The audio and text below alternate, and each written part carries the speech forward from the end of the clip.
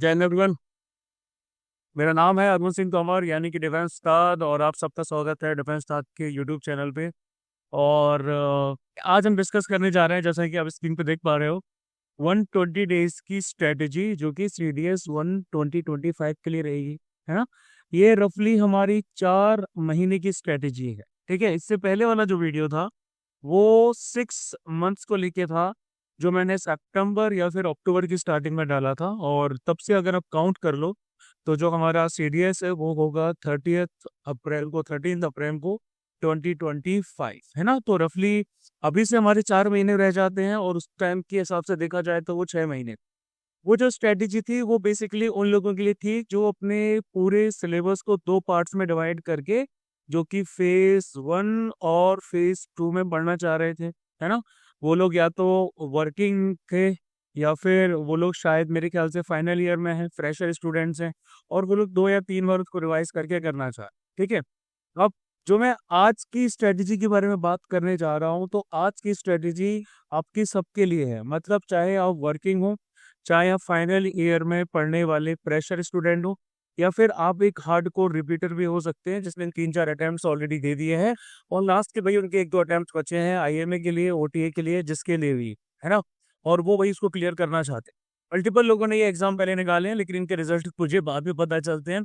बाद में मेरे पास मैसेज आते हैं कि सर आपका यूट्यूब वीडियो देख के स्ट्रेटेजी बनाई, या फिर आपके यूट्यूब वीडियो को देख के कंटेंट बनाया, या फिर आपकी जो टेलीग्राम पे नोट्स आए हैं, स्लाइड्स वगैरह, ये PDFs आई हैं, उनके बेसिस पे जो है हमने एग्जाम निकाल लिया।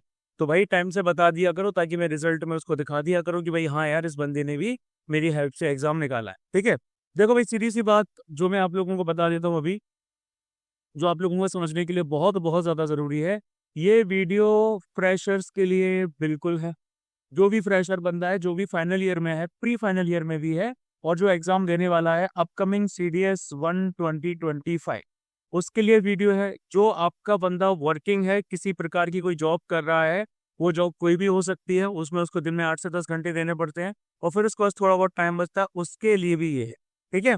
अब ये जो फ्रेशर्स हैं, इनमें हमारे आ जाते हैं फाइनल ईयर वाले स्टूडेंट। ये जो फाइनल ईयर वाले स्टूडेंट्स होते हैं ना, इनका केस बहुत पेक्यूलियर होता है। क्यों? क्योंकि इनको प्लेसमेंट्स की तैयारियां भी करनी है। ये और भी बहुत सारे एग्जाम दे रहे हैं, ये FCAT भी दे रहे हैं, ये SSC जो रेलवे वेलवेज के एग्जाम चल रहे हैं उनको भी दे रहे हैं, पटवारी का एग्जाम भी दे रहे हैं, फलाना भी दे रहे हैं, ठिकाना भी दे रहे हैं। सब कुछ ये लोग करते जा रहे हैं, है ना। और उसके साथ में इनको CDS वगैरह तो देना ही देना है।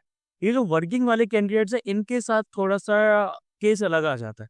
क्यों? क्योंकि ये ज्यादा एग्जाम से फोकस नहीं करते, ये अपनी जॉब में वर्क करते हैं, और अपनी जॉब में अप स्किलिंग करते रहते हैं। यानी कि इनको क्या करना होता है, इनको अपनी जॉब में स्किल्स को बढ़ाते रहना है, क्योंकि रेलेवेंट रहना है। और दूसरा, उनको एक या दो उनका जो मन में कभी कुछ ही इनकी इच्छा है ना कि भाई CDS निकालना था, तो वो उस पर फोकस करते रहते हैं। अब CAPF जैसा एग्जाम तो अब जॉब के साथ थोड़ा मुश्किल पड़ जाता है। इवन सिविल सर्विसेज प्रीलिम्स भी, या सिविल सर्विसेज भी उसके साथ थोड़ा मुश्किल पड़ जाएगा, तो वो तो करोगे। ठीक है। तो ये 2 तरह के कैटेगरी के स्टूडेंट्स हैं। और तीसरे जो मैंने आपको बताया था, रिपीटर्स। रिपीटर्स कुछ ऐसे बंदे हैं जिन्होंने मल्टीपल ऑप्शंस देख ली। इन्होंने सेल्फ स्टडी भी देख ली करके, लेकिन इनका कुछ नहीं हुआ। फिर इन्होंने किसी इंस्टीट्यूट को ज्वाइन कर लिया, किसी बड़े भैया दीदी के इंस्टीट्यूट को ज्वाइन कर लिया, वहां पर हजारों की भीड़ थी, तो वहां पर भी ये लोग नहीं कर पाए, क्योंकि भाई पर्सनलाइज अटेंशन तो मिलने से रही, टीचर से वन ऑन वन तो बात होगी नहीं, डाउट पूछना तो दूर की बात है, वो तो आप कर ही नहीं सकते। हजारों की भीड़ में ये चीज, मैं सच बताऊं तो पॉसिबल भी नहीं हो पाई, है ना। टीचर से डायरेक्ट इंटरेक्शन तो छोड़ ही दो। तो सेल्फ स्टडी से भी नहीं हुआ, अच्छे खासे बड़े इंस्टीट्यूट से भी नहीं हुआ, तो ये सब तरीके अपना लिए। अब थक हार के भाई बंदा बैठा हुआ है कि अब तो खुद से ही करूंगा जो भी करना है। मल्टीपल इंस्टीट्यूट बदल के देख लिए, तो भाई तुम जो है खुद से कर सकते हो, सीधी सी बात है। और अगर खुद से ना कर पाओ तो मैं आपको बता देता हूँ स्टार्टिंग से ही, बाकी मैं इसकी डिटेल्स बताऊंगा बाद में। बसंतर 2 हमारा स्टार्ट होने जा रहा है CDS 2025 की, है ना। ये जो आपका बैच है, ये January 1 से स्टार्ट होगा 2025 से, और ये चलेगा आपका 13 अप्रैल के बाद तक ही चलेगा ये, वैसे तो, क्योंकि हम पेपर का एनालिसिस भी करते हैं। ये टोटल आपका 100 डेज का रहेगा। 100 डेज में हम सारा का सारा करेंगे कंप्लीट।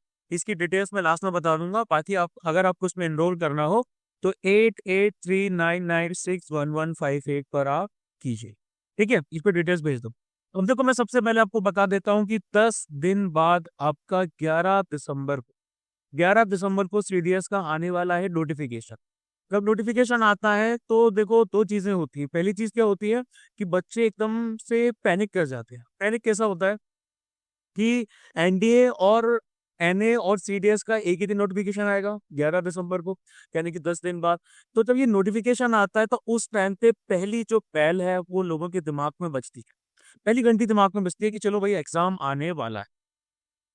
कई बच्चे इस दौरान बहुत ज्यादा अवेयर हो जाते हैं, उनका एकदम दिमाग खुल जाता है और वो अपनी प्रिपरेशन एकदम से स्टार्ट कर देते हैं। ठीक है, सब कुछ सारे स्टेप्स लेना स्टार्ट कर देते हैं। लेकिन कई जो होते हैं वो नहीं होते, वो सिर्फ फॉर्म भरते हैं और 31 तारीख तक आपकी डेडलाइन है। मतलब कि टोटल 20 दिन आपको मिलेंगे फॉर्म भरने के लिए। इन 20 दिनों में फॉर्म भर देते हैं और चिल हो जाते हैं। दूसरी बार ये लोग कब आपके जगते हैं? दूसरी बार ये लोग जगेंगे 1 अप्रैल के आसपास हो सकता है ना, जब हमारे एडमिट कार्ड आ जाएंगे। या फिर हो सकता है कि ये लोग मार्च में ही जाग जाएं और ये लोग सोचे कि चलो भाई अब हमें प्रिपरेशन करनी ही करनी है। तो भाई देखो उस केस में बताऊं तो उस केस में जो हार्डकोर रिपीटर्स हैं जिन्होंने बहुत एफर्ट्स ऑलरेडी डाल चुके हैं उन लोगों के लिए वर्क कर जाएगा। लेकिन आप लोग जो एकदम स्टार्टिंग से कर रहे हो, आप लोगों के लिए ये चीज वर्क नहीं करेगी। ठीक है, तो सबसे पहले इतना समझ लो कि 11 दिसंबर को आपका नोटिफिकेशन ड्रॉप होगा। नोटिफिकेशन ड्रॉप होने के साथ साथ उसको तुरंत भरो और तुरंत ही जो है वो अपनी प्रिपरेशन स्टार्ट करो। प्रिपरेशन या तो आप सेल्फ स्टडी कर रहे हो तो सेल्फ स्टडी से कर दो, किसी का बैच ज्वाइन करना चाहते हो तो किसी के बैच से कर दो, लेकिन भाई कम से कम कर दो, हाथ जोड़ रहा हूँ तुम्हारे। ठीक है, बाद में बहुत रट्टे होते हैं। तो भाई स्टार्टिंग से कर दो और फिर बाकी चीजें भूल जाओ कि भाई आपको बस पता होना चाहिए कि आपके पास मुश्किल से जो है वो 4 महीने हैं। 4 महीने में आपको जीरो से प्रिपरेशन करनी है। अगर आप फाइनल ईयर स्टूडेंट हो तो जीरो से ही प्रिपरेशन करोगे, और अगर आप ऑलरेडी रिपीटर हो तो फिर आपको जीरो से प्रिपरेशन करने की जरूरत नहीं है। लेकिन आप अगर आपको उस केस में अपनी स्ट्रैटेजी को ऑप्टिमाइज करना पड़ेगा। क्यों करना पड़ेगा? क्योंकि बेसिक्स आपके सॉर्टेड हैं, सिलेबस के बारे में आपको पता है, सब कुछ आपको पता है, कंटेंट भी मेरे ख्याल से आपके पास होगा, स्टडी मटेरियल भी आपके पास होगा। बस जो मेन चीज आपके लिए वर्क नहीं कर पा रही है वो है स्ट्रेटेजी। तो अपनी स्ट्रेटेजी को ऑप्टिमाइज करना पड़ेगा। स्ट्रेटेजी को ऑप्टिमाइज करने के लिए या तो उन कैंडिडेट से मिलो जिन्होंने इस एग्जाम को मल्टीपल बार निकाला है ना। जैसे कि मैं अरुण सिंह तोमर, भाई 6 बार जो है सीडीएस निकाला हूँ, वो पढ़ा भी रहा हूँ काफी टाइम से। और हमारी जो मैथ्स के टीचर हैं आर्यन, उन्होंने 5 बार सीडीएस निकाला है, वो भी AFA के लिए। तो वो मैथ्स पढ़ाते हैं भाई, तो you can imagine his credentials. ऐसे बंदों से मिलो, ऐसे बंदों की मेंटरशिप लो, या फिर आप किसी भी जिसको जो भी आपको ठीक लगता है आप उनका करो। तो अगर आप उस चीज को फॉलो करोगे तो फिर और ज्यादा बेनिफिट आपको मिलने वाला है। पहली क्लैरिटी ये हो जाती है। अब दूसरी जो पॉइंट कई लोगों को क्लियर नहीं रहता वो ये कि सर मैं जो हूँ, मैं फाइनल ईयर में हूँ या फिर प्री फाइनल ईयर में हूँ, क्या मैं सीडीएस दे सकता हूँ? देखो भाई, फाइनल ईयर वाले बच्चे सीडीएस दे सकते हैं, सीडीएस देने में कोई मनाही नहीं है। सीडीएस में वैसे तो कोई मिनिमम परसेंटेज भी नहीं लिखा हुआ है, लेकिन आप 33% देख लो। 33% अगर आपके क्लियर है तो फिर आप सीडीएस आराम से दे सकते हो। सीडीएस देने के बाद जब आपका सीडीएस क्लियर हो जाता है, उस टाइम पे आपकी बैकलॉग है नहीं है कुछ मैटर नहीं करता। लेकिन जब आप एसएसबी के लिए जाते हो तो उस टाइम पे आपकी बैकलॉग्स मैटर करती हैं, क्योंकि एसएसबी कॉल लेटर में स्पेसिफिकली लिखा होता है अगर बैकलॉग है तो फिर आप क्लियर नहीं करो। अब उनको कैसे पता चलेगा बैकलॉग का, है ना? उनको ऐसे पता चलेगा कि ये जो बोनाफाइड होता है, ये फाइनल ईयर वाले बच्चों को बोनाफाइड ले जाना पड़ता है। बोनाफाइड में ये लिखा रहता है कि मिस्टर ABC, सॉरी, हाँ, कि मिस्टर फरनाना सिंह जो है, अरे ये हमारे कॉलेज में क्या है, हमारे कॉलेज के बोनाफाइड स्टूडेंट है ना? कॉलेज का नाम यहाँ पर आ गया। और उसके साथ साथ इतना ऊपर मुझे करना ही नहीं था इसको। ठीक है, और उसके साथ साथ प्रेजेंटली ये इतने सेमेस्टर में पढ़ रहे हैं, या आप 3rd ईयर में है, 4th ईयर में है, और ये जो एग्जाम है आपका ये इस ड्यूरेशन में कंडक्ट किया गया था, और इसके रिजल्ट जो है फॉर एग्जाम्पल जून 2025 तक आ जाएंगे, है ना? उसके बाद में जो कॉलेज के प्रिंसिपल या रजिस्ट्रार हैं वो अपनी साइन करेंगे, यूनिवर्सिटी का ठप्पा वगैरह लगाएंगे। तो इससे पता चलता है एसएसबी बोर्ड वालों को कि भाई आप फाइनल ईयर में हो और आपकी कोई एक्टिव बैकलॉग नहीं है। क्यों? क्योंकि मोस्टली 99% मैं कह लूँ इस चीज को, तो जुगाड़ बैठा ले तो अलग चीज है कि अगर आपकी एक्टिव बैकलॉग है तो आपको बोनाफाइड नहीं दिया जाता। कोई भी ठीक ठाक कॉलेज वाला आपको नहीं देगा, जुगाड़ लगा लो तो अलग चीज हो जाती है, अदरवाइज बोनाफाइड नहीं दिया जाता है ना। तो बोनाफाइड एक नेसेसरी डॉक्यूमेंट होता है जो कि एसएसबी के टाइम मांगा जाता है फाइनल ईयर वाले स्टूडेंट से। जिन्होंने पास कर लिया है उनसे मांगी जाती है उनकी प्रोविंशियल डिग्री। ठीक है, प्रोविजनल, सॉरी, प्रोविजनल डिग्री, उनसे उनकी प्रोविजनल डिग्री मांगी जाती है। यानी कि जो इंटरनेट वाला उनका रिजल्ट आया है या फिर कॉलेज ने ही कोई टेम्पररी रिजल्ट दिया है, उस पे कॉलेज के यूनिवर्सिटी के स्टैम्प वगैरह रहते हैं, तो उससे पता चलता है कि ये आपकी प्रोविजनल डिग्री है। और फिर आपको आपकी जो फाइनलाइज डिग्री है वो सबमिट करनी पड़ती है, वो तो फिर अलग बात हो जाती है। ये बेसिक चीज है ना। मतलब कि ये सब क्लियर होने के बाद में जब हमारा नोटिफिकेशन आएगा 10 दिन बाद, तो यार नोटिफिकेशन आप लोगों को देख लेना, मैं यहीं से स्टार्ट करता हूँ। तो आप लोगों को सबसे पहले नोटिफिकेशन उठा ले, है ना। नोटिफिकेशन इसलिए उठा लेना है कि कई कई बंदे मेरे पास ऐसे आते हैं और उनकी बहुत बड़ी गलती भी होती है कि वो अपनी एलिजिबिलिटी, एजुकेशन क्वालिफिकेशन ये सब चेक नहीं कर। मैं इन सब के बारे में आपको बताने भी नहीं जा रहा, मैं सिर्फ आपसे इतना बता रहा हूँ कि भाई इसमें आपको नोटिफिकेशन में ये देखना पड़ता है कि क्या आप अपनी एज लिमिट के क्राइटेरिया को पूरा कर रहे हैं। आपकी जो एजुकेशनल क्वालिफिकेशंस हैं, क्या आप उसके क्राइटेरिया को पूरे कर रहे हैं। आपकी जो डोमिसाइल या बाकी की चीजें हैं, क्या आप उसको पूरा कर रहे हो, पर्टिकुलर अपनी रिस्पेक्टिव अकेडमीज के लिए, है ना। एज लिमिट, एजुकेशन क्वालिफिकेशंस, और उसके साथ साथ अगर हो पाए तो मेडिकल्स में अपनी हाइट जो है वो भी चेक कर लेना। कई बार लोग अपनी हाइट वगैरह चेक नहीं करते हैं, तो उसकी वजह से भी दिक्कत आ जाती है। अपनी हाइट जो है, अगर हिली एरियाज को बिलोंग करते हैं, प्लेन्स को बिलोंग करते हैं, कहीं को भी करते हैं, तो उसके हिसाब से आपकी हाइट वगैरह क्या होनी चाहिए। तो जब ये क्लैरिटी आ जाती है नोटिफिकेशन से, उसके बाद में आप आगे बढ़ते हैं अपनी प्रिपरेशन की। प्रिपरेशन से पहले वाली ये प्रिपरेशन करना भी जरूरी है। ऐसा नहीं होता कि भाई प्रिपरेशन करने के लिए हमने बस एग्जाम को देखा और हम कूद पड़े मैदान में कि भाई लाओ किताबें लाओ और हम कर लेते हैं सारी। नहीं, वो अंधी दौड़ करने का मतलब नहीं है। सेंस तब निकलता है जब आप अपने इन सारे प्री रिक्विजिट्स को पहले कंप्लीट करते हैं। आप एश्योर्ड हो जाते हैं अपनी तरफ से कि हाँ, मैं इस एग्जाम में जो भी टाइम देने जा रहा हूँ, इस एग्जाम के लिए मैं जो भी रिसोर्सेज पुट कर रहा हूँ, वो बहुत ज्यादा यूजफुल तरीके से मैं उनको यूज करूँ। देखो, ये जो रिसोर्सेज है, ये टाइम है, इसलिए सिर्फ आपका नहीं, इसके पीछे आपकी पेरेंट्स की मेहनत भी है। आपके जो भाई बहन हैं उनकी आशाएं हैं, उनकी उम्मीदें हैं, और आपके जो ड्रीम्स हैं वो तो है ही। ये तीनों चारों चीजें बहुत बहुत ज्यादा जरूरी होती हैं इस सर्टेन एज पे। जब आप 19, 20, 21, 22 साल के होते हैं, आपका टाइम बहुत इंपॉर्टेंट होता है, आपके रिसोर्सेज बहुत ज्यादा इंपॉर्टेंट होते हैं, आपके एफर्ट्स बहुत ज्यादा इंपॉर्टेंट होते हैं। क्योंकि अगर गलत डायरेक्शन में एफर्ट्स किए जा रहे हैं, टाइम गलत डायरेक्शन में दिया जा रहा है, तो वो वापस नहीं आता, है ना। और फिर जब एफर्ट्स हम गलत डायरेक्शन में दे देते हैं ना, तो हमारे अंदर की जो आग होती है, जो फ्यूल होता है, वो फ्यूल क्या होने लगता है, बुझने लगता है। क्यों? क्योंकि हमें लगता है कि भाई हम तो कर ही नहीं पाएंगे, लेकिन हम कर सकते, बस हमने उसको गलत डायरेक्शन में कर दी, है ना। तो ये चीज भी आप लोगों को इंश्योर करनी है। अब ये जो वीडियो है, ये वीडियो पर्टिकुलरली रहेगा आपका जनरल नॉलेज के लिए, ठीक है। क्योंकि सीडीएस में एक बहुत बड़ी बात है, ठीक है। सीडीएस में जनरल नॉलेज का जो जीके का पेपर होता है, ये बच्चों के लिए बहुत त्रास देता है।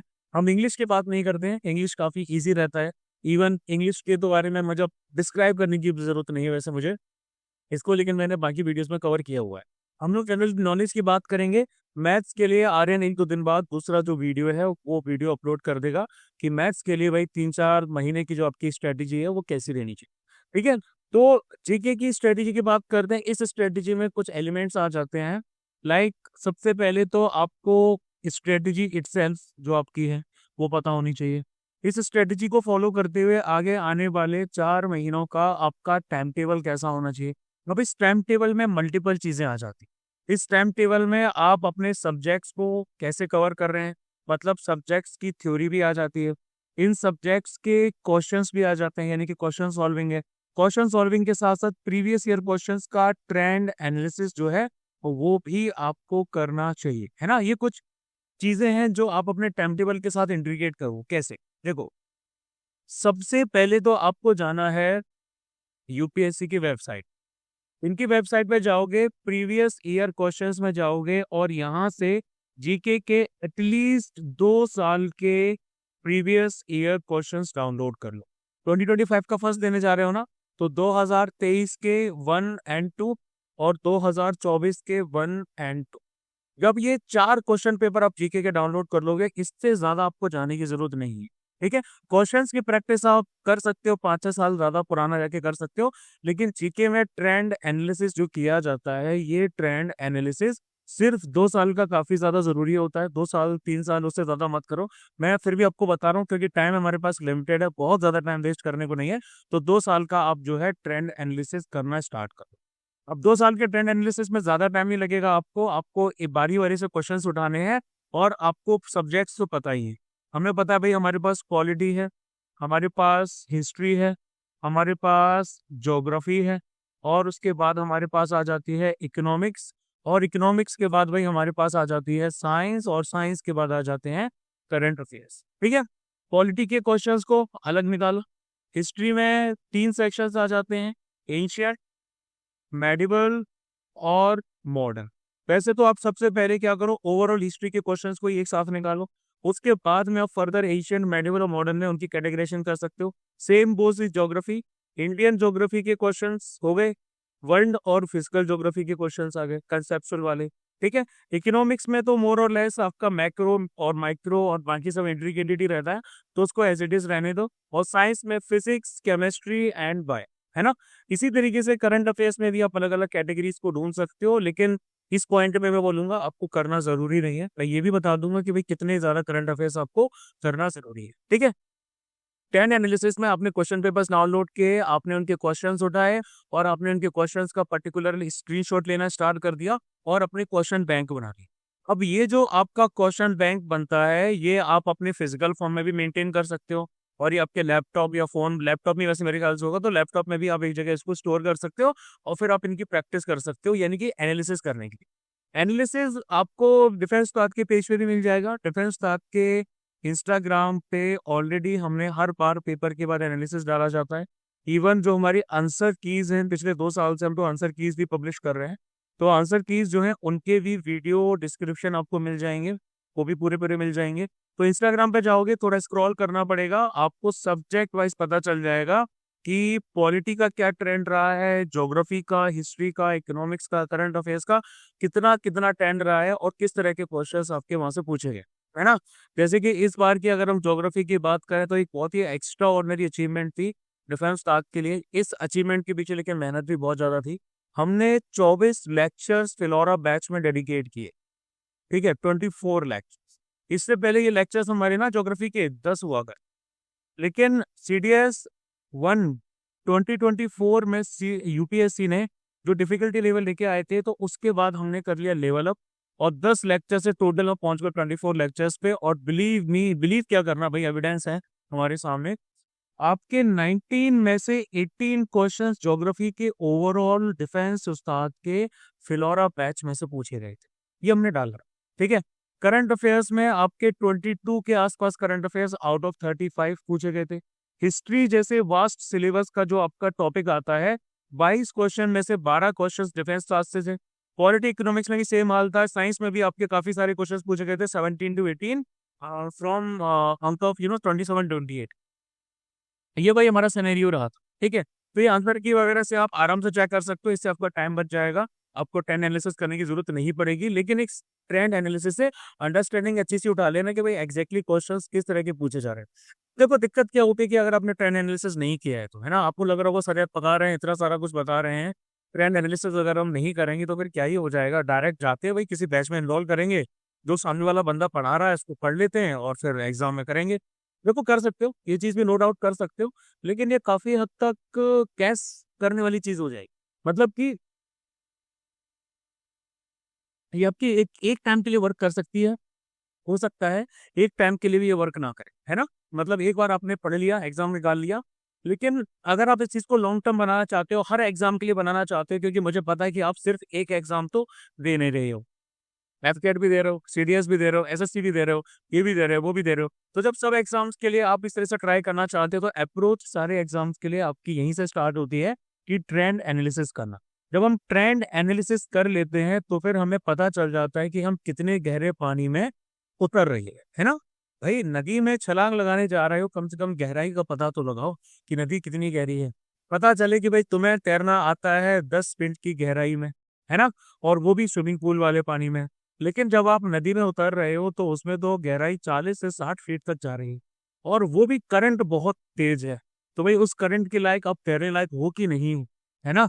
आप तो अभी चिल मोड में स्विमिंग पूल के अंदर ही तैरे हो, जहाँ पे पानी कंट्रोल्ड रहता है, टेम्परेचर कंट्रोल्ड रहता है, आपके सपोर्ट रहते हैं, अगल बगल बंदे खड़े रहते हैं, ट्यूब फेंक के दे देते हैं, सीढ़ियां बनी रहती हैं, सब कुछ रहता है ना। लेकिन नदी में ऐसा नहीं है। नदी में पानी भी साफ नहीं है, पानी भी मटमैला है, कुछ दिख भी नहीं रहा है, और उसके साथ साथ ना आप चश्मे लगा के उतरे हो, ना कुछ और करके उतरे हो सकता है वहां मगरमच्छ हो सकता है मछलियां हो, हो सकता है अंदर रेत हो, दलदल हो, सब कुछ हो सकता है ना? तो मतलब जब नदी में उतरते हो तब आपको रियलिटी का पता चलता है कि कौन कितने पानी में है। तो ट्रेंड एनालिसिस इस पूरी तैयारी को आपका इंश्योर करता है, वो आपकी नदी की कंडीशंस के बारे में आपको बताता है कि भाई पिछले 2 सीजन्स में इस पर्टिकुलर पॉइंट पे नदी की क्या कंडीशंस रही। उस जगह पर आपको जाना सही है। जब हाइडेप्सिस का युद्ध हुआ था, यानी कि पोरस और सिकंदर के बीच में युद्ध हुआ था, तो ऐसा तो नहीं था ना कि भाई पूरी जो नदी है उसमें हर जगह से अलेक्जेंडर ने उसको क्रॉस करने की कोशिश की, नहीं। उसने उसी पॉइंट पे क्रॉस करने की कोशिश की जहां पर पानी काफी ज्यादा कम था, है ना? और उसके बाद उसने यहाँ से जाके उनको पीछे से घेरना स्टार्ट कर दिया।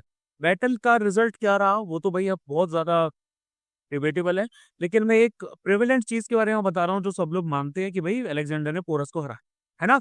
तो उस सिनेरियो में क्या होता है कि भाई अलेक्जेंडर तैयारी के साथ गया, वो यहाँ से निकला झेलम को उसने यहाँ से क्रॉस किया जहाँ पे पानी कम था, ठीक है? उसकी नौका वहां पे नहीं डूबी क्योंकि उसके पास नावें नहीं थी, क्योंकि बंदे ने यहाँ से जाके फिर पोरस के ऊपर पीछे से अटैक कर दिया और वो जीत गया, ऐसा कहा जाता है ना? तो भाई ये सिनेरियो है कि मतलब कि उसने पूरी कंडीशंस को अच्छे से ट्राइड एंड टेस्टेड किया, देन उसने किया। तो भाई ये चीज आपको भी करने की, एग्जाम की सारी कंडीशंस को आपको पता करना है, देखना है, सोचना है, समझना है, और फिर उसके बाद ही आपको उसके अंदर उतरना है। तो ट्रेंड एनालिसिस जब हमने कर लिया है, प्रीवियस ईयर क्वेश्चन पेपर्स को हमने उठा लिया है, सारे क्वेश्चंस को हमने एक तरफ इकट्ठा करना स्टार्ट कर दिया है, हमें पता चल गया है पॉलिटी से कितने क्वेश्चंस पूछे गए हैं, ज्योग्राफी से कितने क्वेश्चंस पूछे गए हैं। दिक्कत मैं आपको बता देता हूँ। दिक्कत यहाँ पर यह आ सकती है कि हमें यही नहीं पता है कि क्वेश्चंस किससे कितने पूछे जाते हैं। हम ये सोच के बैठे हैं कि पॉलिटी तो भाई इतना प्यारा सब्जेक्ट है, इतना मजा आ रहा है पढ़ने में, इसको दिल गार्डन गार्डन हो रहा है, तो चलो भाई इसको बहुत ज्यादा टाइम दे देते हैं। लेकिन पता चल रहा है कि पिछले 3 बार से या 4 बार से पॉलिटी में क्वेश्चन 5 से लेके 6 पूछे जा रहे हैं। तो क्या उसको इतना टाइम देना सही रहेगा? बिल्कुल नहीं रहेगा। फिर हम ये देख रहे हैं कि ज्योग्राफी जो है, ज्योग्राफी में तो क्वेश्चंस पूछे जा रहे हैं भाई 18 से 20, लेकिन ये भाई थोड़ा सा हमें डिफिकल्ट लग रहा है। ये क्वेश्चन जो है, ये पूरा टॉपिक ही भाई बेकार है, मुझे बहुत अच्छा नहीं लग रहा है। स्कूल के टाइम से मैंने इसको कवर ही नहीं किया है, और मैं इसको स्किप करना चाह, क्यों स्किप करना चाह? 18 से 20 क्वेश्चन आ रहे हैं, आप इसको कवर कर सकते हो। Class 9th 10th 11th 12th की लेवल की इसमें जो एनसीईआरटी से पूछा जाता है, और वो बहुत ही ईजी रहता है, इतना तो डिफिकल्ट नहीं रखा। अगर आप प्रॉपर एफर्ट्स डालोगे तो 18 से 20 क्वेश्चन में एटलीस्ट आप 15 से 16 क्वेश्चन अटेम्प्ट करके आ सकते हो, जिसमें से 10 से 12 क्वेश्चन आपके श्योर शॉर्ट सही हो सकते हैं, है ना?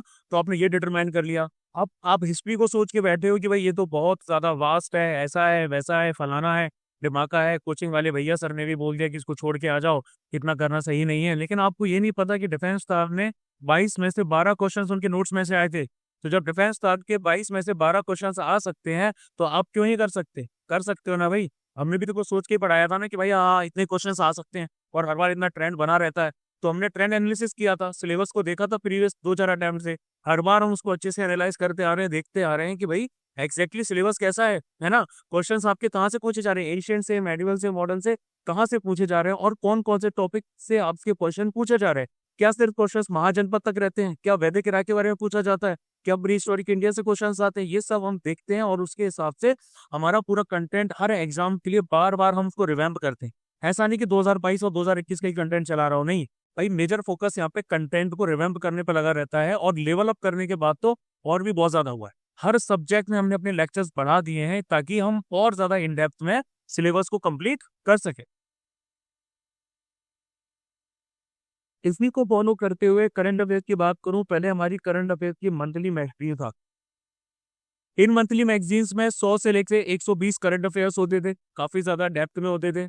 लेकिन जब मैंने देखा कि भाई करंट अफेयर्स तो भाई 35-40 पूछे जा रहे हैं एनसीडीएस में, तो मैंने इन करंट अफेयर्स की वीकली मैगजीन्स लॉन्च करना स्टार्ट कर दिया।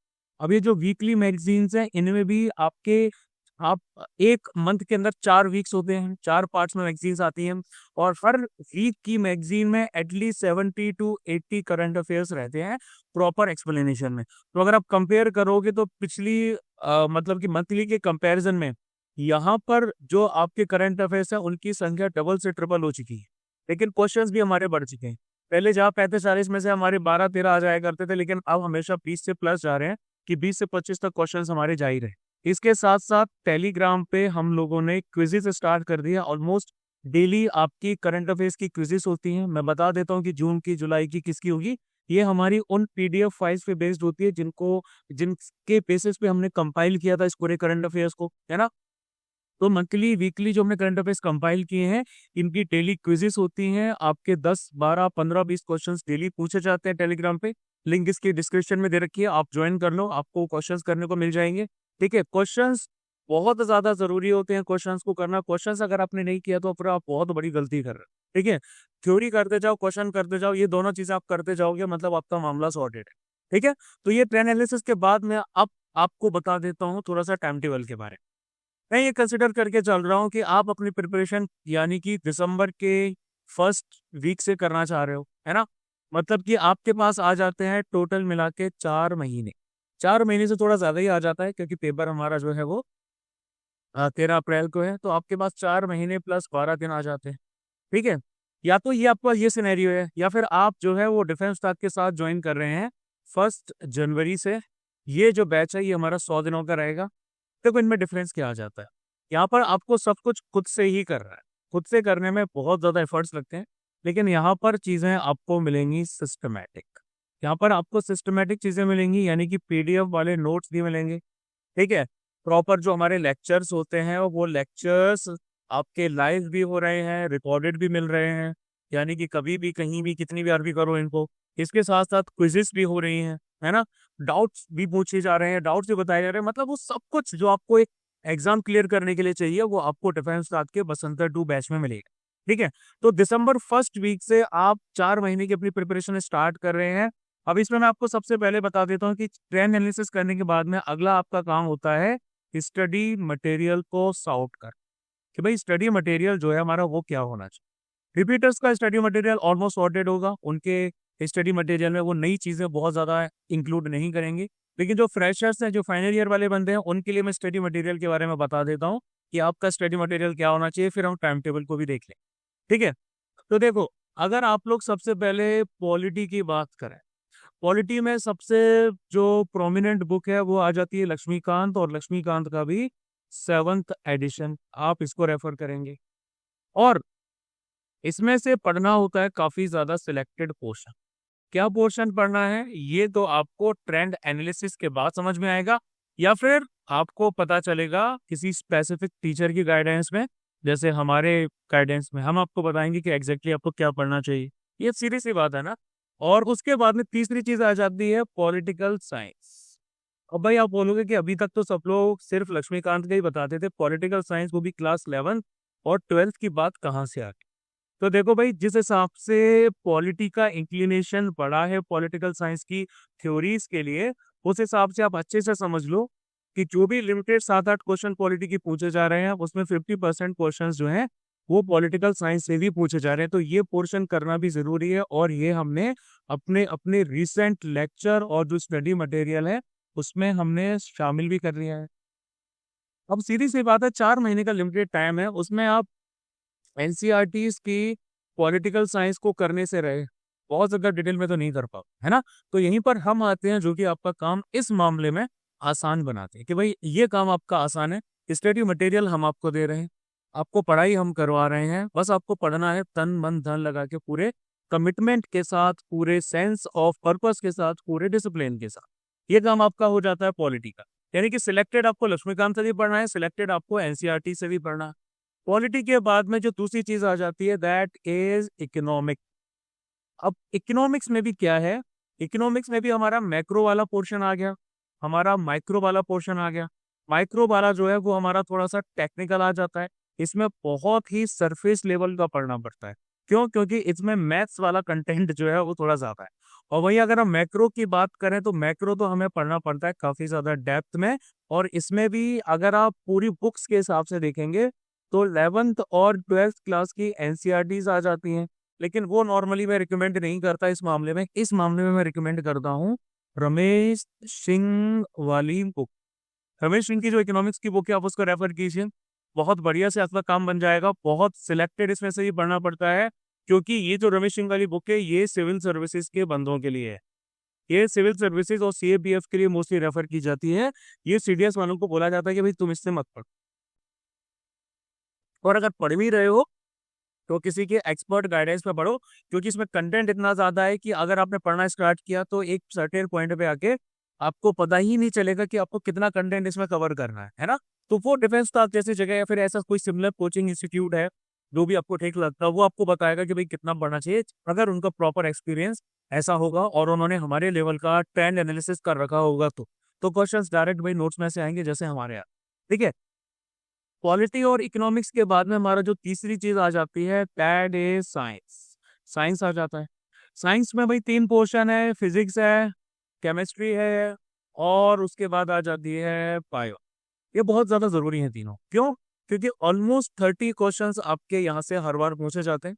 कई बार थोड़ा अप एंड डाउन हो जाता है, लेकिन अभी तक ट्रेंड 30 क्वेश्चन का। पॉलिटी के 5-6 क्वेश्चंस का ट्रेंड है, अभी तक तो इतना ही चल रहा है, पिछले 1-2 साल से इतना ही चल रहा है। और इकोनॉमिक्स के आपका जो ट्रेंड है वो 12-13 क्वेश्चंस का चल रहा है।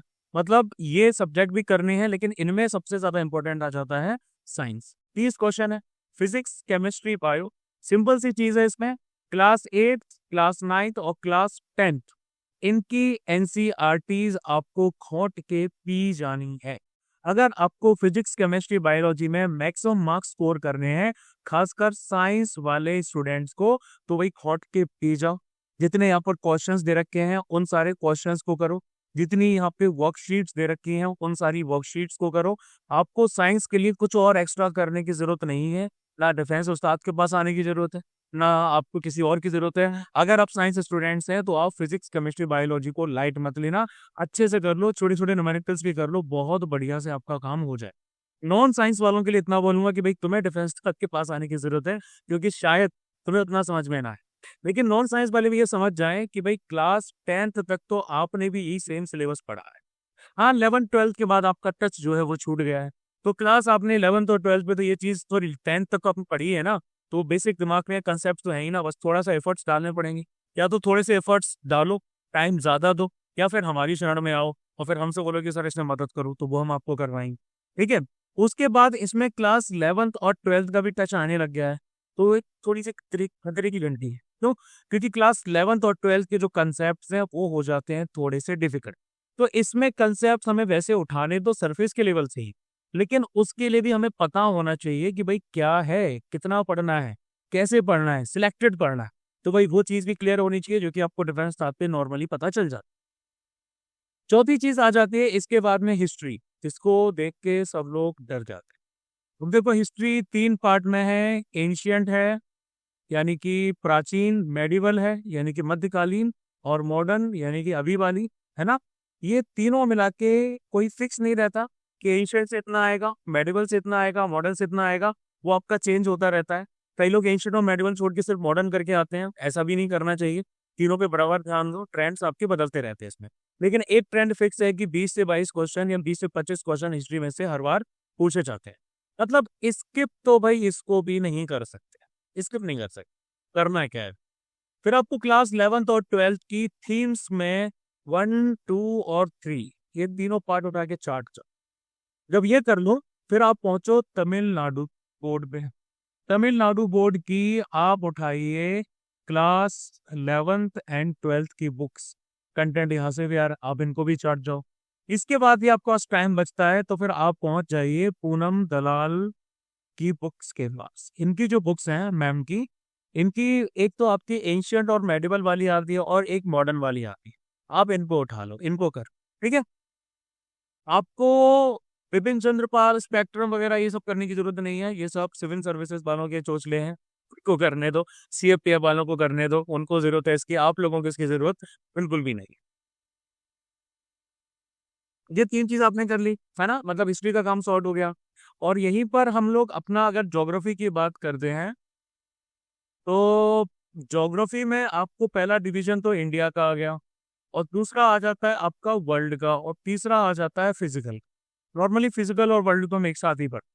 फिजिकल और वर्ल्ड में आपके आते हैं heavy heavy concept, geomorphology, oceanography and climatology, pressure वगैरह, ये सब आपका इसमें आ जाता है। ठीक है। तो इसमें आपको बहुत टेक्निकल हो जाता है, पढ़ना बहुत ज़्यादा ज़रूरी है। और जब आप ये कवर कर लिए तो फिर आप इंडिया की तरफ आइए, क्योंकि इंडिया वाली ज्योग्राफी में फैक्ट्स ज़्यादा हैं और कंसेप्ट उतने ज़्यादा नहीं आते, एक्सेप्ट क्लाइमेट एंड मॉनसून। ठीक है। और इसमें ह्यूमन ज्योग्राफी का टच भी आ जाता है, वो हम वर्ल्ड और फिजिकल के साथ में ही पढ़ लेते हैं। बुक्स सिंपल सी बात है, पहले अगर आपकी बेसिक सॉर्टेड नहीं है तो क्लास 8th 9th और 10th की एनसीईआरटीज जो है आप उनको उठा। जब आप एक बार इनको पढ़ लेते हो, फिर आप क्लास 11th एंड 12th की जो एनसीईआरटीज हैं आप उनको कवर करो। उसके बाद आप क्या कर सकते हो, माजिद हुसैन की बुक्स ले सकते हो। माजिद हुसैन की जो बुक्स हैं, एक तो भाई आपकी सिर्फ इंडियन ज्योग्राफी वाली है, वो ले सकते हो। एक आप इनकी जो है वो वर्ल्ड एंड फिजिकल ज्योग्राफी वाली है, आप वो भी ले सकते हो। और एक इनकी कंबाइंड आती है, वो बुक्स भी ले सकते हो। और इसके साथ साथ एटलस के द्वारा मैप को ऑब्जर्व करना, स्पॉट करना, ये तो आ ही जाता है, जो हम अपने बैचेस में नॉर्मली बताते हैं, प्रॉपर डायग्राम मैप्स वगैरह इन सब के हेल्प के साथ। भाई इसी बेसिस पे तो भाई हमारे 19 में से 18 क्वेश्चंस आए थे। अब आप पूछोगे भाई सर 100% क्यों नहीं आए? क्योंकि देखो मैं एक बात बताता हूँ, मैं हूँ ईमानदार आदमी। 19 क्वेश्चन था, एक क्लोरोफ्लोरोकार्बन से रिलेटेड था कि ओजोन लेयर में छेद करने के लिए कौन सी गैस रिस्पॉन्सिबल है, तो दैट इज क्लोरोफ्लोरोकार्बन। फिफ्थ या सिक्स क्लास के बच्चे से पूछोगे तो वो भी आपको बता देगा, है ना। मतलब ये तो उसी तरह का क्वेश्चन हो गया कि भाई हम इनहेल क्या करते हैं, हम इनहेल करते हैं ऑक्सीजन। मैंने बच्चों को पढ़ाया नहीं लेकिन ये एक कॉमन नॉलेज है, तो मैंने इस वजह से इस क्वेश्चन को शामिल नहीं किया। मैंने कहा यार जब ऑनेस्ट रहना है तो पूरी तरीके से ऑनेस्ट रहूंगा। 18 क्वेश्चन आए मतलब 18 क्वेश्चन आए। मैंने बच्चों को कभी नहीं बोला कि क्लोरोफ्लोरोकार्बन से ओजोन में छेद होता है, वैसे ही कॉमन नॉलेज है उसके बाद। ठीक है। फिर भाई हमारा हिस्ट्री हो गया, साइंस हो गया, पॉलिटी हो गया, इकोनॉमिक्स हो गया, 1 2 3 4 5 हो गया। अब आ जाता है छठवीं चीज, दैट इज करंट अफेयर्स। अब करंट अफेयर्स के लिए ऑलरेडी मैंने आपको बहुत सिंपल सी चीज बता देता हूँ, इधर उधर की बातें नहीं करूंगा। डिफेंस उस्ताद की वीकली मैगजीन्स आती हैं, इनको हम लोग टेलीग्राम ग्रुप पे अपडेट करते रहते हैं। इवन अगर आप अभी प्लेलिस्ट में जाओगे, आप करंट अफेयर्स सीरीज वाली प्लेलिस्ट में जाओगे, तो उस प्लेलिस्ट में जितने भी आपके वीडियोस पड़े हुए हैं, उन वीडियोस की डिस्क्रिप्शन में आपको लिंक मिल जाएगी पीडीएफ डाउनलोड करने की, आप वहाँ पीडीएफ डाउनलोड कर सकते। ठीक है। अब आप उस करंटली वीकली जो आपकी मैगजीन पीडीएफ आ रही है, आप इसको चार्ट जाओ। उसके बाद में जो हमारी डेली क्विजेस होती हैं, उन क्विजेस को भी आप कर लो। इसके साथ साथ एक और चीज करने जा रहा हूँ कि हम जो भी क्विजेस कंडक्ट करवा रहे हैं, इन क्विजेस को हम कंपाइल कर रहे हैं पूरे मंथली क्विजेस में, है ना। तो जून के एंड में या जुलाई के एंड में जो भी मंथली हमारे 300 400 क्वेश्चंस रहेंगे क्विजेस के, वो भी आपको सॉल्व करने को मिल जाएंगे, तो आप उनको भी कर लेना है ना। तो ये आपको करना है, और ये पीडीएफ को आपको मल्टीपल टाइम रिवीजन लगाना है, 8 8 10 10 बार। जब तक रिवीजन नहीं लगाओगे तब तक दिमाग में क्लैरिटी नहीं आएगी, इतने एफर्ट्स तो आपको देने ही पड़े, है ना। अब इसके साथ में एक और चीज आ रही है कि डाउट ये रहता है कि भाई कितने महीने के करंट अफेयर्स करने हैं। ज्यादातर लोगों के या फिर एस्पिरेंट्स के दिमाग में ये बात शामिल है कि भाई 6 महीने के करंट अफेयर कर लो। भाई जिसने भी एनालिसिस किया है इसका, उसको पता है कि यूपीएससी पिछले 2 3 साल तक के करंट अफेयर्स दे देती, लेकिन 2 3 साल तक के करंट अफेयर्स करना फिजिबल नहीं है, पॉसिबल नहीं है। तो आप कीजिए 12 महीने के करंट अफेयर्स। यानी कि पिछली बार हमारा एग्जाम जो अप्रैल में हुआ था, आप मई से स्टार्ट कर दीजिए। मई 2024 से लेके मार्च 2025 तक के करंट अफेयर्स आपको करने चाहिए, और डिफेंस उस्ताद के ही करने चाहिए, क्योंकि भाई किसी के क्वेश्चन हमसे ज्यादा नहीं आते हैं। मैं बैट लगा सकता हूँ इस चीज के बारे में। ठीक है, डायरेक्ट एविडेंस जो है डाल देता हूँ यूट्यूब पे। हमसे ज्यादा किसी के करंट अफेयर्स नहीं पूछे जाते हैं। करंट अफेयर्स हमारे सबसे ज्यादा कॉम्प्रिहेंसिव है, सबसे ज्यादा बढ़िया है। ये current affairs civil services, CAPF और सीडीएस और एनडीए, इन तीनों और एफकेट, इन सारे एग्जाम्स के लिए बहुत बहुत ज्यादा है। ठीक है। ये तो रही आपके स्टडी मटेरियल की बात। अब उसके बाद में बात कर लेते हैं भाई आपके टाइम टेबल का क्या सिनेरियो रहेगा। भाई टाइम टेबल कैसा होना चाहिए, और ये जो टाइम टेबल है ये एक फाइनल ईयर स्टूडेंट या फिर प्रेशर वाले बंदे के लिए मैं बता रहा हूँ। ये कंसिडर करने के साथ साथ कि इसका कुछ एनसीसी का एंगेजमेंट रहेगा, इसके कुछ प्लेसमेंट्स के सिनेरियोज हैं वो भी चलेंगे, और उसके साथ साथ कुछ एक्स्ट्रा इसकी मिसलेनियस एक्टिविटीज जो है वो भी हो सकती है ना। इनको ले दे के भाई हमारे पास 4 महीने बचते हैं। 4 महीने में आप इतना समझ लो कि 4 महीने में आपको पूरा जन धन और तन तन मन धन जो भी है, इन सब के आपको सारे एफर्ट्स देने पड़ेंगे। एग्जाम को अगर आपको निकालना है, आपके दिमाग में ये क्लैरिटी आ चुकी है कि हमें क्या करना है क्या नहीं करना। ठीक है। तो देखो एक आइडियल डे का आपका पूरे मतलब इसमें 3 पार्ट्स में डिवाइड कर देता हूँ। पहला तो ये कि भाई एक पर्टिकुलर दिन के हिसाब से आपका टाइम टेबल क्या होना चाहिए, है ना। ये जो टाइम टेबल है आपका पर डे के हिसाब से कैसा रहना चाहिए। तो देखो भाई सुबह हम लोग, सर्दी का टाइम चल रहा है, सुबह आप समझ लीजिए कि आप 4 से 5 बजे उठ रहे हैं। सुबह यानी कि मॉर्निंग सिटिंग की मैं बात करूं, मॉर्निंग सिटिंग में मैं उन बच्चों की बात नहीं कर रहा हूँ जो 24 घंटे प्रिपरेशन कर रहे हैं। मैं उन बच्चों की बात कर रहा हूँ जो कि आपके सुबह 8 9 बजे कॉलेज चले जाते हैं, 4 5 बजे तक वापस आ जाते हैं, फिर उनका टाइम रहता है और उससे पहले टाइम रहता है। मॉर्निंग सिटिंग में आप उठाइए जीके के सब्जेक्ट, ठीक है। और जीके के सब्जेक्ट को उठाने के साथ साथ दो सब्जेक्ट को आप पैरेलली लीजिए। एक सब्जेक्ट को लोगे तो फिर आप हो जाओगे बोर। ये दो सब्जेक्ट में एक आपने हार्ड उठा लिया थोड़ा सा ज्योग्राफी, और एक आपने क्यूट वाला उठा लिया यानी कि पॉल, है ना। ज्योग्राफी और पॉलिटी आप पैरेलली करते चले जा रहे हो। जब ज्योग्राफी खत्म हो जाए तो उसके बाद में उठा लो हिस्ट्री, ठीक है। यहाँ आप हो सकता है साइंस उठा लो, और उसके बाद में आप यहाँ उठा सकते हो इकोनॉमिक्स, या फिर जो भी आपका पहले खत्म हो जाए वो आप कर लो। और इसके साथ साथ आपको पैरेलली यानी कि आपको करंट अफेयर के लिए तो टाइम डेली देना ही देना। न्यूज़पेपर पढ़ने की कोई जरूरत नहीं है जब तक वो कैप डेवलप ना करनी हो। करंट अफेयर्स के लिए आपको डेली टाइम देना है ना। तो मॉर्निंग सिटिंग की अगर हम बात करें कि भाई मॉर्निंग सिटिंग में आपको करना क्या है कि सुबह आपने जीके के सब्जेक्ट्स को उठाया। अब मॉर्निंग में आपके पास फॉर एग्जांपल 5 बजे से लेके 8 बजे तक का टाइम है, यानी कि 3 घंटे हमारे पास आ चुके। इन 3 घंटों में आपने क्या किया कि इन 3 घंटों में यानी कि 180 मिनट्स है, 180 मिनट्स में से 80 मिनट्स जो है वो आपने दे दिए ज्योग्राफी, ठीक है। और उसके बाद में आपने लिया 10 मिनट का ब्रेक, उसमें आपने अपने सारे कर्म धर्म किए, और फिर उसके बाद में 80 मिनट के लिए हम आ जाते हैं। इन 80 मिनट्स में आपने कर ली पौधे प्रवाह। ये आपकी मॉर्निंग सिटिंग का काम हो गया फिक्स। नहाया धोया खाया पिया कॉलेज गए चिल किया फलाना ढिमाका किया, टाइम मिल जाता है बीच में तो कर लिए हमने करंट अफेयर्स। करंट अफेयर्स तो आपके मोबाइल में आपकी पीडीएफ में आ जाएंगे, पढ़ने ही तो होते हैं, समझने ही तो होते हैं।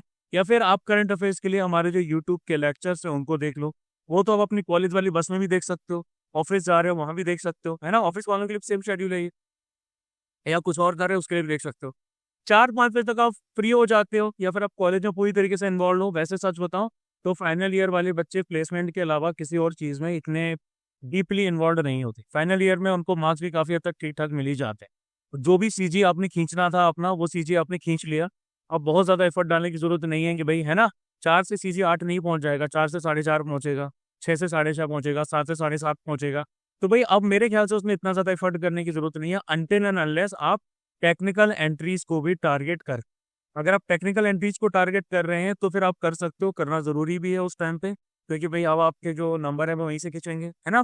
तो फाइनल ईयर वाले बंदों की इतनी मेहनत करने की जरूरत नहीं पड़ती है। अब 4-5 बज गए, थोड़ा बहुत घूमा फिरा, चाय वाय पी, चिल किया। अब आप समझ लीजिए डिनर से पहले वाला टाइम, यानी कि प्री डिनर से पहले वाला जो आपका टाइम है, इस टाइम में आपको क्या एफर्ट्स देने हैं, इस टाइम में आपको ले लेना है 1 से 2 घंटे, है ना। हो सकता है कि आप 6 बजे से लेकर 8 बजे तक का टाइम ले रहे हो, 7 बजे से लेकर 9 बजे तक का टाइम ले रहे हो, ये टाइम आपको लेना है। अब आप बोलोगे कि सर ये भी कोई टाइम है पढ़ने का, इस टाइम में जिम जाता या फिर इस टाइम में खेलने जाता, है ना, स्पोर्ट्स होते हैं, या फिर इस टाइम में चिल करने जाता हूँ।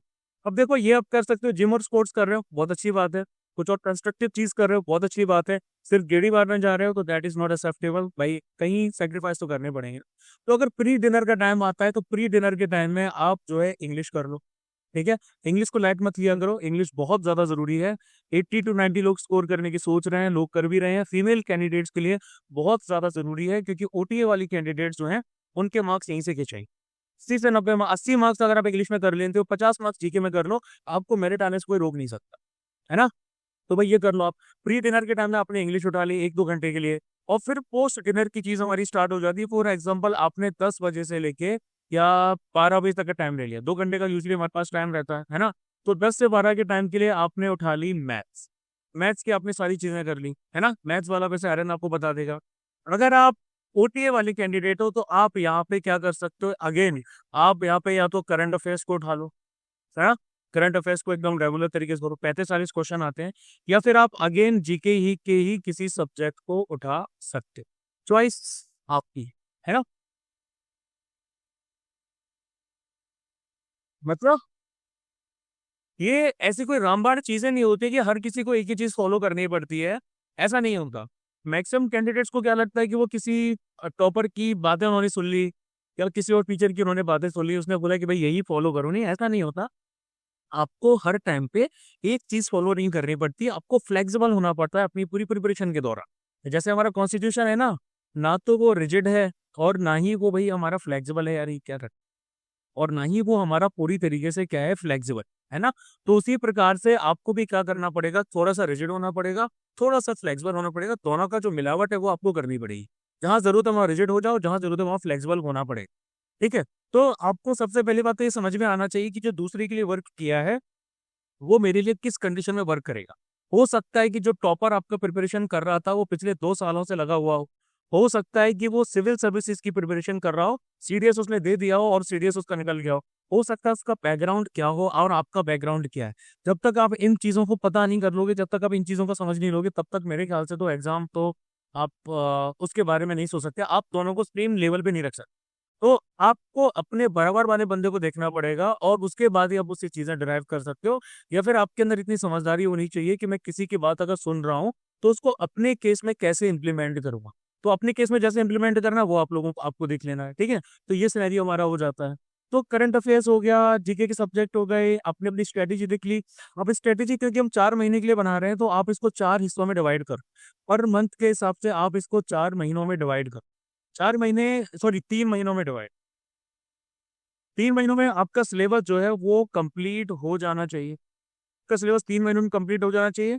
15-15 दिन के आप इसमें एक सेगमेंट्स रखिए। इन 15-15 दिन को आप गोल्स में डिवाइड कर दीजिए कि भाई इस पर्टिकुलर 15 दिन के अंदर मुझे कितना सिलेबस कंप्लीट करना है, और ऑलमोस्ट आपका 90% सिलेबस इन 15 दिनों में हो जाना चाहिए। अगर नहीं हो जाया है तो फिर आपको अपनी जो स्ट्रेटजी है उसको ऑप्टिमाइज करने की जरूरत है। तो मेरी स्ट्रेटजी में क्या दिक्कत आ रही है, क्या कमी आ रही है ना? क्योंकि अगर आप अपने गोल को पूरा नहीं कर पा रहे तो कुछ ना कुछ दिक्कत है, फिर आपको किसी से हेल्प लेने की जरूरत है। तो ठीक है, आप मुझे भी कभी मैसेज कर सकते हो, ऐसा नहीं कि भाई बैच लिया है तभी मत कर सकते हो। सबको पता है कि भाई डिफेंस स्टाफ पे अरोज सिंह तोमर पे आपको कभी भी कोई दिक्कत है, आप कभी भी ग्रुप्स में पूछ सकते हैं। टेलीग्राम के ग्रुप पे हमारी फ्रीडम ऑफ स्पीच है, ग्रुप को म्यूट कभी भी नहीं किया जाता है। ठीक है, आप कभी भी कोई भी क्वेश्चन रिस्पेक्टफुल तरीके से पूछ सकते हो। ठीक है, तो ये आपको 15-15 दिन में अपनी स्ट्रेटजी को ऑप्टिमाइज भी करते रहना पड़ेगा कि भाई ये वर्क कर रही है कि नहीं कर रही। अगर वर्क कर रही है तो वेल एंड गुड, अगर नहीं कर रही है तो उसको ऑप्टिमाइज करो। ठीक है, 3 महीने के एंड तक, यानी कि अगर आपका सिलेबस जो है वो कंप्लीट हो जा रहा है, फॉर एग्जांपल आपने मार्च या फिर मिड मार्च तक आपने अपना सिलेबस को कंप्लीट कर लिया। अब आपका टाइम बचता है क्वेश्चन सॉल्विंग के लिए, यानी कि रिवीजन के लिए। अब रिवीजन ऐसा नहीं है कि भाई सिर्फ हमें थ्योरी ही थ्योरी करनी है। रिवीजन के लिए आपको करनी है इंटेंस क्वेश्चन सॉल्विंग। तबाह की क्वेश्चन सॉल्विंग होनी चाहिए, सारे सब्जेक्ट्स की होनी चाहिए। डिफेंस स्टाफ की सीडीएस ड्राइव पे क्वेश्चंस पड़े हुए हैं, जाके सॉल्व कर लेना। भाई हमारे बैचेस में भी हम जो है वो यूपीएससी लेवल के क्वेश्चंस कराते हैं। थाउजेंड्स ऑफ क्वेश्चन हमारे पास हैं जिनकी हम आपको प्रैक्टिस करवाएंगे अगर आप बैच ज्वाइन करते हैं तो। ठीक है, वैसे भी आप सीडीएस ड्राइव से भी इनको डाउनलोड कर सकते हैं। तो रिवीजन आपका, revision theory and question solving के साथ में होता है। सिर्फ थ्योरी थ्योरी से नहीं होता, सिर्फ क्वेश्चन सॉल्विंग से भी नहीं होता, क्योंकि थ्योरी को पढ़ने के बाद हमारे बहुत सारे ऐसे गैप्स बच जाते हैं जो कि क्वेश्चन सॉल्विंग से ही पूरे होते हैं। जब आप किसी पर्टिकुलर क्वेश्चन को कर रहे हो तो आप उसके ऑप्शंस को क्या करते हो, एनालाइज करते हो। आप देखते हो कि भाई इसका ऑप्शन मेरा सही गया तो क्यों गया, गलत गया तो फिर उसका सही आंसर क्या होगा। जब आप ये कर लेते हो ना तो फिर आपके लिए चीज़ें बहुत ईजी हो जाती हैं। एग्जाम में जब आप जाओगे आपको हर क्वेश्चन पीस ऑफ केक लगेगा, यानी कि आप बहुत आराम से उसको सॉल्व कर सकते हो, समझ सकते हो। ये सिर्फ कहने वाली बात नहीं है, ये चीज़ें मैंने खुद में इम्प्लीमेंट की हैं। और मेरे मैक्सिमम कैंडिडेट्स जो निकालते हैं, जैसे कि भाई 20-25-30 अराउंड बच्चों ने जो एग्जाम निकाला था। हमारा बैच साइज बहुत लिमिटेड रहता है, हमारा बैच साइज बहुत ज़्यादा नहीं होता, थाउजेंड्स में नहीं होता है। हमारा बैच साइज यूजुअली बिलो 100 ही रहता है। बिलो 100 में से यू कैन इमेजिन 25-30 बच्चे अगर एग्जाम निकाल रहे हैं तो फिर वो सक्सेस रेट कितनी ज़्यादा है। एक तरफ अगर 1000 बच्चों में से 100 बच्चे एग्जाम निकाल रहे हैं, मतलब सक्सेस रेट आपकी क्या है ना, 10%। और वहीं अगर आपकी 100 में से 25-30 निकाल रहे हैं, मतलब सक्सेस रेट ऑलमोस्ट 25-35% है। तो भाई हमारी 25-35% और उससे बियॉन्ड भी चली जाती है, क्योंकि कई बच्चे हमें बताते ही नहीं कि भाई उन्होंने एग्जाम क्लियर किया है, उनको बाद में आके बताते तो हमें पता चल। ठीक है, ये हमारी 4 महीने की स्ट्रेटेजी है, इसको फॉलो कर लो। मैथ्स की जो स्ट्रेटेजी है वो 1-2 दिन में आ जाएगी। आप दिसंबर से भी स्टार्ट कर सकते हो, या फिर देखो सिंपल तरीका मैं आपको बता देता हूँ और ट्रस्टेड तरीका है। बसंतर 2 हमारा स्टार्ट हो रहा है। बसंतर 2 सीडीएस 2025 का बैच है, 100 दिनों का बैच है, 1 जनवरी से स्टार्ट हो जाएगा। ठीक है, इसकी डिटेल में बता चुका हूँ कि लाइव क्लासेस आप कर सकते हैं। लाइव के साथ साथ ऐसे बच्चे जो लाइव क्लासेस नहीं कर सकते वो डेली रिकॉर्डेड क्लासेस भी देख सकते हैं। रिकॉर्डेड क्लासेस वो सारे बच्चे देख सकते हैं, ऐसा नहीं है कि जिन्होंने मिस कर दी वही, सभी देख सकते हैं, है ना। और बाकी सारी डिटेल में ऑलरेडी डाल चुका हूँ। 3 ऑप्शन है हमारे पास बैच में एनरोल करने के लिए। ओटीए के लिए करना चाहते हैं, यानी कि सिर्फ इंग्लिश और जीके, 3500 फीस है। अगर आप ऑल सब्जेक्ट्स करना चाहते हैं, ओटीए हटा दीजिए इसमें से, IMA, AFA, INA के लिए तो फीस 5000 है। सब सब्जेक्ट्स इसमें इंग्लिश भी है, जीके भी है, मैथमेटिक्स भी है, और ओनली मैथमेटिक्स के लिए हमारा फीस है 1500। ठीक है। बैच में एनरोल करने के लिए 8839961158 पर व्हाट्सएप कीजिए। अपना फुल नाम बताइए, अपनी करंट सिटी बताइए, कॉलेज ईयर या करंट जॉब के बारे में बताइए, और इनमें से आप कौन सा ऑप्शन चूज करना चाहते हैं उस ऑप्शन के बारे में बताइए। और फिर आपको एक लिंक शेयर की जाएगी फी पेमेंट के लिए, आप फी पे कर दीजिए, एंड देन उसके बाद में आपको बैच में ज्वाइन कर लिया जाएगा। ऑल सब्जेक्ट्स के लिए आप फीस को दो पार्ट्स यानी कि दो EMIs में भी पे कर सकते हो। 2500 की 2500 आपको अभी करना है, और 2500 आपको अगले 1-2 महीनों के अंदर करना होता है। नॉर्मली OTA के लिए भी ये ऑप्शन या प्रोविजन हम कर सकते हैं, लेकिन वो सिलेक्टिव बेसिस पे किया जाता है। ठीक है, तो ये भाई हमारा पूरा सिनेरियो रहेगा। मुझे सच में नहीं लगता कि मुझे और बहुत ज़्यादा चीज़ें बतानी चाहिए आप लोगों को, क्योंकि लिटरली हमारी मार्केटिंग बहुत कम है। जिस तरह का हमारा स्टडी का हमारा कंटेंट है, जिस तरह के हमारे रिजल्ट जाते हैं, वो भाई खुद में बताने के लिए बहुत ज़्यादा काफ़ी होता है कि भाई डिफेंस बात क्या है ना? ऐसा कंटेंट आपको एग्जाम का, CDS का, NDA का, CAPF का कहीं नहीं मिलेगा। ऐसे रिजल्ट आपको कहीं नहीं मिलेंगे। But the only thing with lakhs here is कि हमारा उस तरह का प्रोजेक्शन नहीं है। वो जो एक मार्केटिंग होती है ओवर द टॉप, चीज़ों को बहुत एक्सेसरेट करके बताना, बढ़ा चढ़ा के बताना, बहुत एक्स्ट्रा ऑर्डिनरी वे में बताना, वो हम लोग नहीं कर पाते। हमारा यार मानना सिर्फ इतना सा है कि भाई पढ़ाओ। हमारी क्लास में आपको एंटरटेनमेंट नहीं मिलेगा, है ना? क्यों? क्योंकि भाई हम लोग टीचर्स हैं, हम एंटरटेनर्स नहीं है। हम थोड़ा सा ओल्ड स्कूल आर्मी वाली जो लाइफ होती है ना, हम उसको फॉलो करते हैं। आर्मी वाला मतलब जो ओल्ड स्कूल वे है, उसको फॉलो करते हैं। हमारे टीचर्स का काम कहानियां सुनाना नहीं है, किससे सुनाना नहीं है, आपके अपने अफेयर्स को डिस्कस करना नहीं है, दुनिया को बातें दिखना नहीं है। हमारा काम है पढ़ाना, सिर्फ पढ़ाना। हम पढ़ाते हैं। हम पूरे क्लास की जो 1 घंटे की, 1.5 घंटे की, 2 घंटे की क्लास रहेगी, हम सिर्फ उसमें पढ़ाएंगे। आखिरी के 10 मिनट में बोलेंगे चलो भाई अब आ जाओ, अब बात कर लो। किसको क्या बात करनी है, किसको किस बारे में क्या डिस्कशन करा, अब कर लेते हैं। उससे क्या होता है कि जो भी बच्चे उस बातचीत में डिस्कस पार्टिसिपेट करना चाहते हैं वो रुक जाते हैं, जो नहीं करना चाहते वो अपने काम धाम करने के लिए निकल जाते, है ना? तो क्लास के बीच में नहीं करना कि भाई 1.5 घंटे का कंटेंट हमारी क्लास है, 1 घंटा हमने पढ़ाया, आधे घंटे हमने बकैती की, तो वो सब नहीं मिलेगा, है ना? एंटरटेनमेंट नहीं मिलेगा भाई। सीधी सी बात है, preparation is not suppose to be entertainment. Entertaining नहीं करती भाई प्रिपरेशन। प्रिपरेशन पेनफुल होती है, एफर्ट्स मांगती है, बलिदान मांगती है, सेक्रीफाइस मांगती है, सेंस ऑफ पर्पस चाहिए, कमिटमेंट चाहिए, डिसिप्लिन चाहिए, खासकर CDS या फिर SSB वगैरह की। ये सब एंटरटेनमेंट नहीं। एंटरटेनमेंट तो भाई देखो मास वाले बैचेस में होता है, हजारों जहाँ बच्चे हैं वो एंटरटेनमेंट भी है। क्यों? क्योंकि बच्चों को एंगेज करके रखना है। बच्चे एंगेज होंगे तभी तो भाई मजा आएगा। उन बच्चों में से ऐसे बहुत सारे बच्चे होते हैं जो ऑलरेडी आपके पढ़े पढ़ाए हैं, वो आराम से एग्जाम निकाल लेते हैं, उनको हेल्प ना मिले तो भी कर लेंगे। लेकिन वो बाकी बच्चे हैं, वो उस पूरी कंडीशन में फंस के रह जाते हैं कि यार हम भी एग्जाम निकालें, है ना? लेकिन निकलता नहीं है। क्यों? क्योंकि पढ़ाई की जगह ध्यान कहीं हो रही है। तो सीधी सी बात है, डिफेंस स्टार एक अच्छा प्लेटफॉर्म है, आप लोग इनरोल कर सकते हो। ठीक है।